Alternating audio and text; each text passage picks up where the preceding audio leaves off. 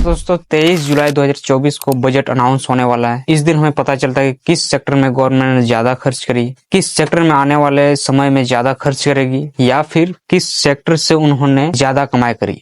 और ये सारी चीजें हमें उस दिन हिसाब किताब करते हुए देखने को मिलेंगे। देखिए, यदि हम हर सेक्टर के बारे में बात करने लग जाएंगे, लाइक इंफ्रास्ट्रक्चर में क्या हो सकती है, एजुकेशन सेक्टर में क्या करने वाली है, तो हमारा वीडियो बहुत लॉन्ग हो जाएगा। आज जो हम बात करने वाले इन्वेस्टमेंट पर क्या असर पड़ेगा, म्यूचुअल फंड, एसआईपी, एफडीज में क्या फर्क पड़ने वाला है। देखिए, बजट जो है वो बहुत ही इंपॉर्टेंट इवेंट होता है और बजट जो है हमारे डेली लाइफ के कई एक्सपेक्ट्स पर भी असर पड़ता है, वो हम आगे जानेंगे। देखिए, सबसे पहले हम बात कर लेते हैं एमएफ में क्या होने वाला है, एफडी में क्या होने वाला है, फिर एसआईपी में क्या होने वाला है, क्या हो सकता है। सबसे पहला और इम्पोर्टेंट पॉइंट है इनकम टैक्स स्लैब्स। अगर गवर्नमेंट इनकम टैक्स स्लैब पर चेंज करती है, इसका जो सीधा सीधा असर है वो हमारे सेविंग्स पर पड़ेगा। जैसे कि अगर टैक्स रेट कम किए जाते हैं तो हमें ज्यादा सेविंग्स का मौका मिलेगा और इन्वेस्टमेंट कर सकते हैं। यानी दूसरा जो है टैक्स बेनिफिट्स ऑन इन्वेस्टमेंट। देखिए, गवर्नमेंट कई बार इन्वेस्टमेंट पर टैक्स बेनिफिट्स का भी अनाउंस करती है, जैसा कि सेक्शन 80C के तहत आपको मालूम होगा म्यूचुअल फंड, पीपीएफ या लाइफ इंश्योरेंस पर टैक्स बेनिफिट्स मिलते हैं।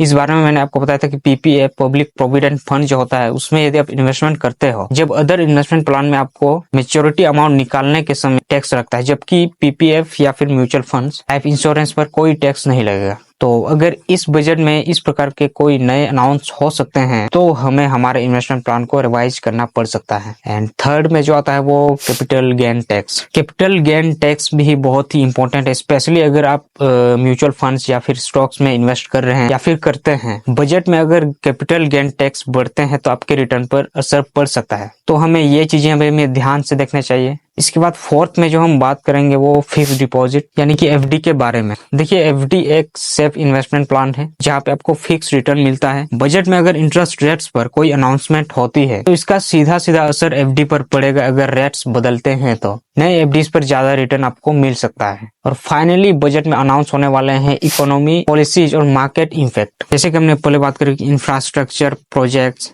हेल्थ केयर, एजुकेशन सेक्टर में खर्चा बढ़ाने का प्लान, मार्केट सेंटिमेंट्स पर असर डालते हैं। ये पॉलिसीज इनडायरेक्टली हमारे इन्वेस्टमेंट पर भी असर डाल सकता है।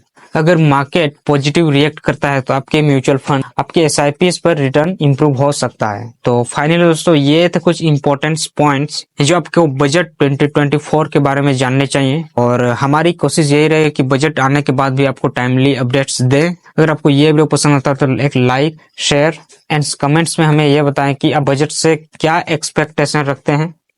तो आज के लिए इतना ही, मिलते हैं नेक्स्ट वीडियो में किसी नए टॉपिक के साथ। तब तक के लिए जय हिंद, जय भारत।